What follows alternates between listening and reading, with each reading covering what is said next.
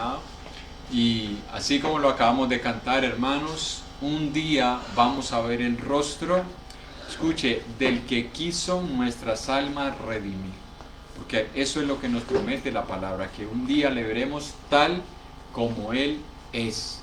Esa es la esperanza que usted y yo tenemos, hermanos, y es por eso que nosotros podemos seguir batallando en esta vida a pesar de las dificultades, porque tenemos una esperanza gloriosa, eterna y, como lo aprendíamos ayer, inmarchitable en los cielos, reservada para todos los que le esperamos con fe y con paciencia.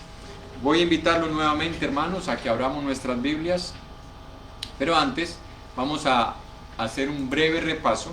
Vamos a ir a Números capítulo 11, pero antes vamos a hacer un breve repaso de lo que estuvimos viendo en este pasaje. Espero que usted recuerde, hermanos, que la historia del pueblo de Israel fue una historia muy llamativa, porque desde que el Señor los saca de la tierra de Egipto, ellos empezaron a ver las maravillas de Dios allá en el desierto. Ya las habían visto en Egipto, cuando Dios envió esas plagas sobre este pueblo que los había oprimido, que los había esclavizado, y que tuvieron que vivir una amarga experiencia al pueblo de Egipto, viendo cómo sus primogénitos morían en una noche, porque el ángel de Jehová, el ángel destructor, había venido para quitar la vida a estos primogénitos. Solo allí fue que Faraón decidió dejar salir al pueblo de Israel.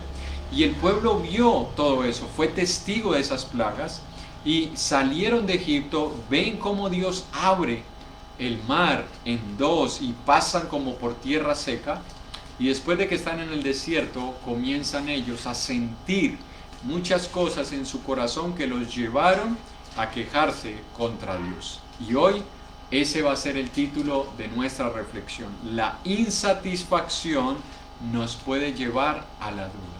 Escuche, la insatisfacción nos puede llevar a la duda. ¿Y por qué lo digo, hermanos? Porque si nosotros vemos la historia del pueblo de Israel en el desierto, nos damos cuenta que ellos comenzaron a dudar del amor de Dios, comenzaron a dudar del amor protector y paternal de Dios sobre ellos a causa de su insatisfacción.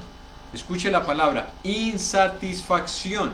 ¿Por qué hago énfasis en esta palabra, hermanos? Porque las dudas de ellos no llegaron a sus corazones porque estaban pasando por un tiempo de escasez.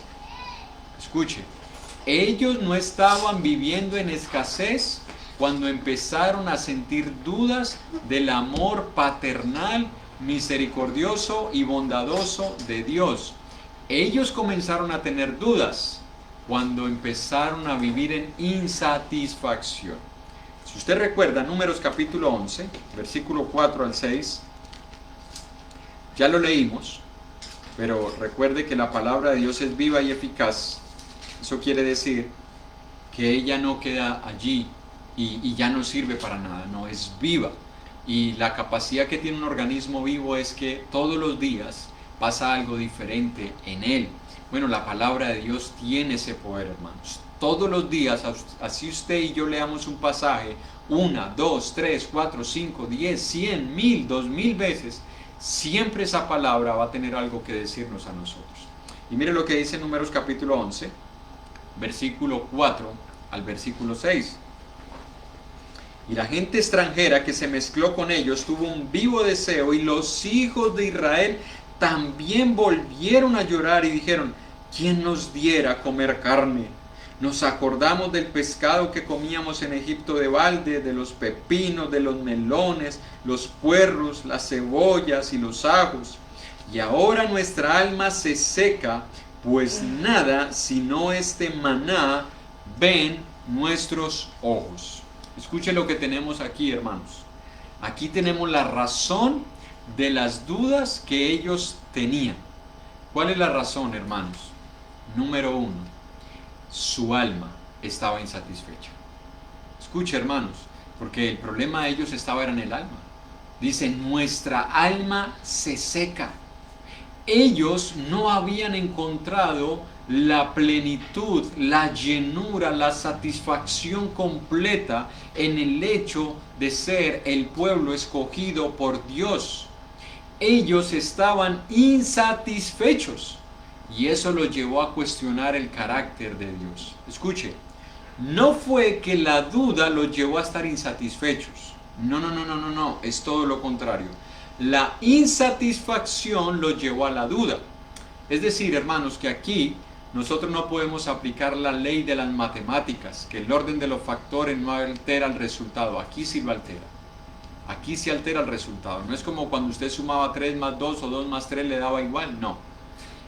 No fue que las dudas los llevaron a estar insatisfechos. No, la insatisfacción los llevó a dudar del carácter amoroso, bondadoso y perfecto de Dios. Y quisiera que comenzáramos haciéndonos una pregunta, hermanos. ¿Cuántas veces, escuche, le hablo a usted, hermano, le hablo a usted, hermana, le hablo a usted, joven, le hablo a usted, niño?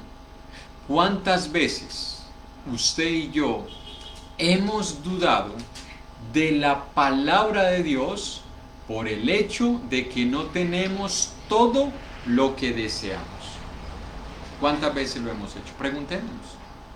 Recuerde, hermanos, que Dios conoce todas las veces que hemos dudado. Y si no habíamos estado conscientes de esta realidad, es bueno que nos analicemos en estos momentos. ¿Cuántas veces usted y yo hemos dudado de la veracidad de la palabra de Dios, del poder de Dios, del amor de Dios, del carácter de Dios, por el hecho de no tener todo lo que usted y yo deseamos? Hagámonos la pregunta un momento. Y para que de pronto comencemos a dar una respuesta a esto, vamos a ir viendo algunos asuntos prácticos. Coloquémonos en este ejemplo, hermanos y hermanas, usted y yo que tenemos hijos. Tenemos hijos y muchos de ellos son creyentes. Asisten con nosotros regularmente a las reuniones de iglesia. Han profesado fe en Dios. Pero resulta, hermanos, que hay momentos en la vida de ellos donde hay rebeldía, donde hay desobediencia, donde hay esas actitudes de un mal comportamiento. ¿Y sabe qué es lo que sucede muchas veces con nosotros como padres? Nos sentimos infelices, nos sentimos decepcionados de los hijos que tenemos, a pesar de que son creyentes, a pesar de que no han caído en pecados graves, pero su desobediencia, su rebeldía y ese carácter a veces que nosotros no podemos comprender, nos lleva a vivir insatisfechos o decepcionados, y muchas veces, y espero que seamos honestos con nosotros mismos, muchas veces llegamos incluso a desear no haber tenido hijos. ¿Cuántas veces ha pasado eso por nuestra mente? Que los tenemos. Y durante ese tiempo donde estaban chiquitos y los cargábamos y los abrazábamos y sentíamos ese olor a nuevos, y donde nosotros los podíamos vestir, donde los podíamos cambiar, donde los adornábamos y los vestíamos de muchos colores y les dábamos el teterito, nos parecían hermosos, nos parecían una bendición de Dios. Pero no es lo mismo que pensamos cuando ellos son rebeldes, son desobedientes o tienen esos caracteres incomprensibles donde ni ellos mismos se entienden. ¿Cuántas veces nosotros llegamos a dudar de si son o no son una bendición para nuestras vidas? Que incluso deseamos que no hubiesen nacido, o hubiésemos deseado que hubiesen nacido, pero no somos felices y no estamos satisfechos del todo por esas pequeñas cosas que se manifiestan en ellos. También, ¿cuántos cónyuges que tienen a su pareja que es creyente, pero también llega un momento de crisis, llega una dificultad en el hogar y llegan a desear nunca haberse casado?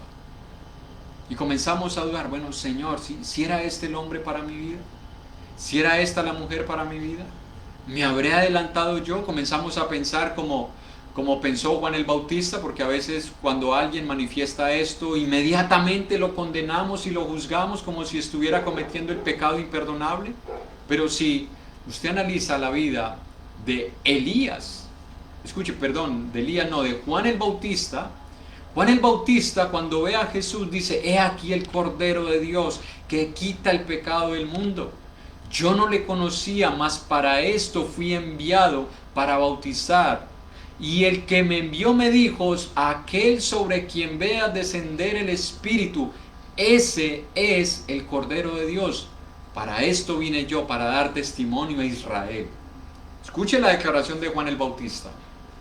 Cuando está en la cárcel, ¿qué fue lo que dijo Juan el Bautista? Usted recuerda que de eso meditábamos hace algunos meses. Envió a preguntar: ¿eres tú el que había de venir o esperamos a otro? Lo que está diciendo Juan es: todo eso que yo dije en ese momento, ¿era así? ¿O me habré equivocado yo? Bueno, muchas veces cuando hay una dificultad en el hogar, uno de los cónyuges o los dos cónyuges pueden llegar a experimentar esto. ¿Me habré equivocado en la decisión que tomé? ¿Me habré adelantado?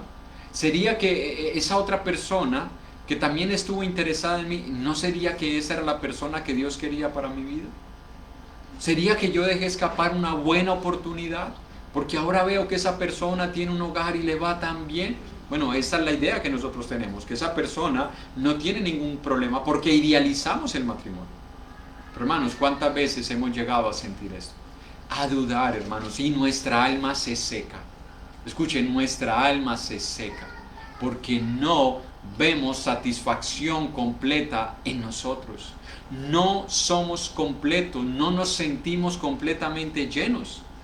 También, hermanos, cuando un hombre o una familia le están pidiendo a Dios: Señor, un empleo para mi esposo, porque estamos pasando necesidad, y Dios les provee un empleo, y resulta que ese empleo que ese hombre tiene, no le están pagando todo lo que él desearía para poderse dar los gustos o los lujos que desea en su familia.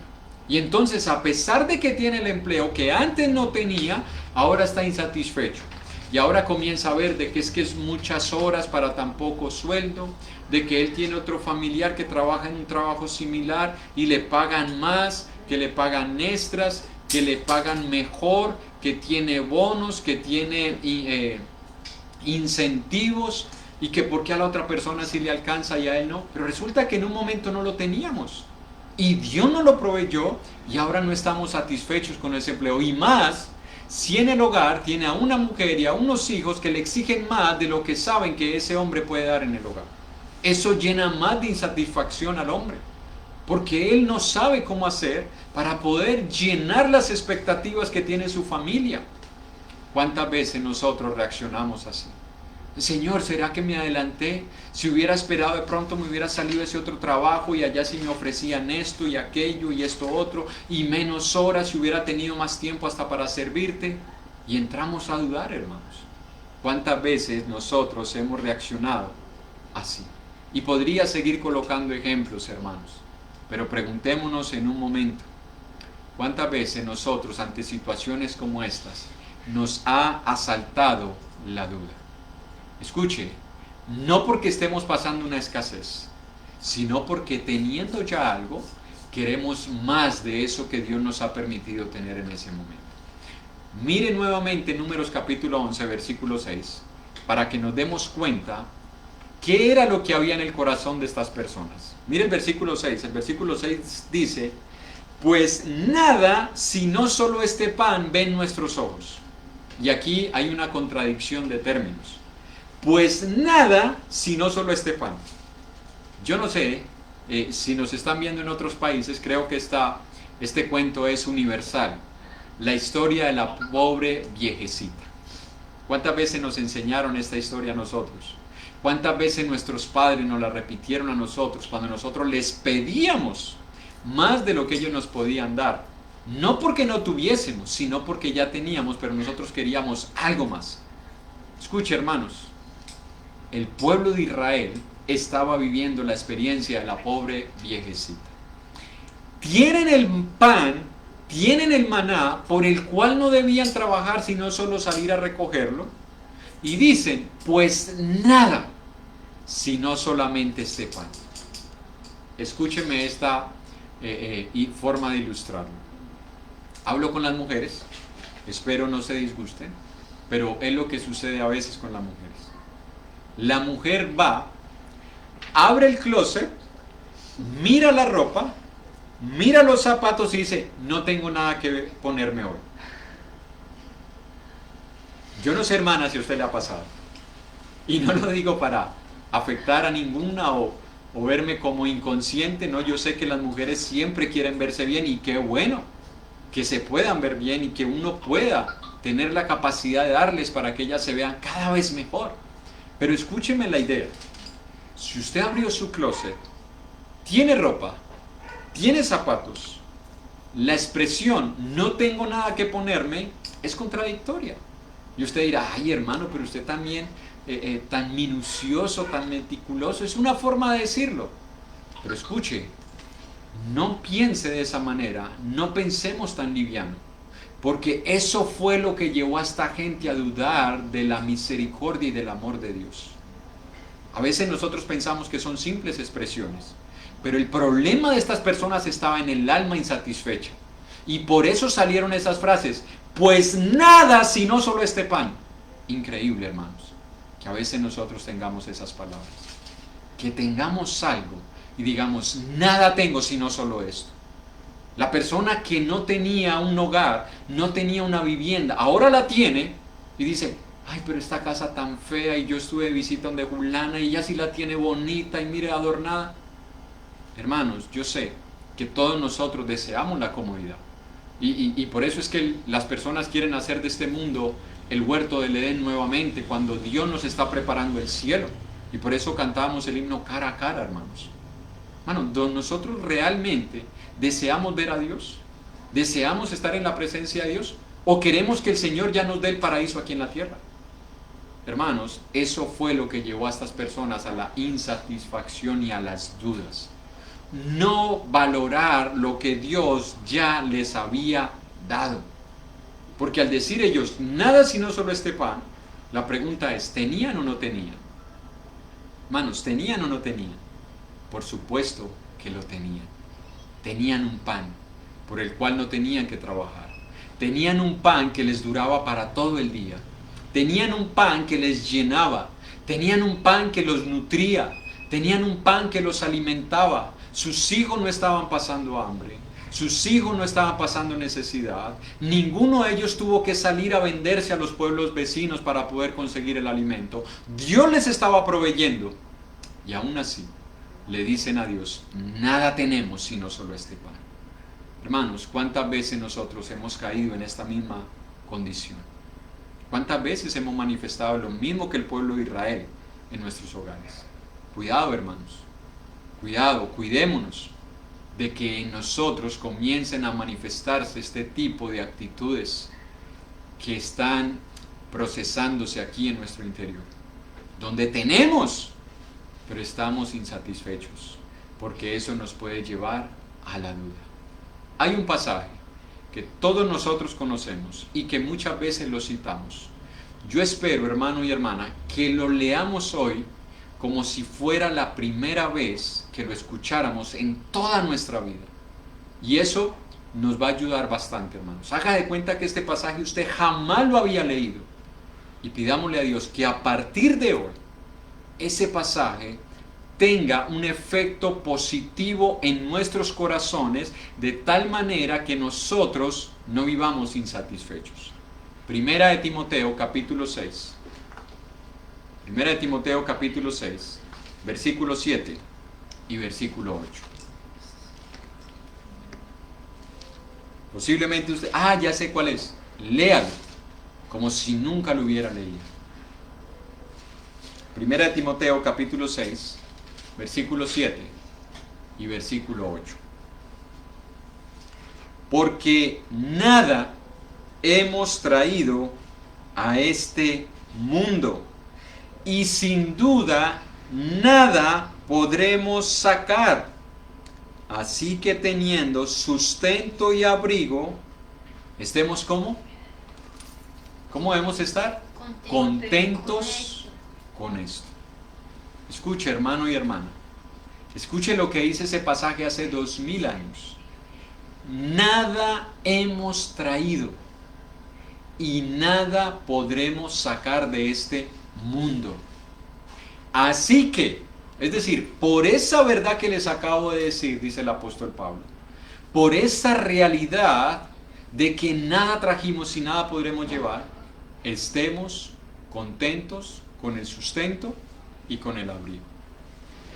Pregunta: ¿qué tenía el pueblo de Dios en el desierto? Sustento y abrigo, alimento, y sus ropas no se envejecieron y su calzado no se desgastó. ¿Cómo estaban ellos? ¿Contentos? No, no estaban contentos. La insatisfacción los llevó a dudar del poder de Dios. Cuando nosotros no estamos contentos con lo que tenemos, puede, hermanos, que estemos comenzando a dar pasos hacia la duda. Pero yo quiero dejar una duda en nuestros corazones, buena, hermanos, una duda buena. ¿Este pasaje era para los cristianos de esa época o para todos los cristianos? De cualquier época, de cualquier cultura, de cualquier nación, de cualquier clase social, de cualquier posición económica. ¿Para quién es este pasaje, hermanos? ¿Para ellos o para todos nosotros? Preguntémonos. Y después de responder eso, entonces hagámonos otra pregunta. ¿Por qué dudamos, hermanos? Si ya Dios nos ha dado el sustento y el abrigo, y lo tenemos, ¿por qué dudamos cuando no tenemos todo lo que queremos? No es porque a Dios le falte poder, hermanos, es por la insatisfacción. Luchemos contra eso, hermanos, porque la insatisfacción nos lleva, hermanos, a dudar del carácter amoroso y bondadoso de Dios. Espero, hermanos, que estas reflexiones nos estén ayudando de una forma práctica en nuestras vidas, para que podamos seguir creciendo en nuestra fe delante del Señor. Porque a veces nosotros le decimos: Señor, aumenta mi fe. Hermanos, el Señor no va a bajar a poner más fe en mi corazón. Él la va a aumentar cada vez que yo leo su palabra y la pongo en práctica.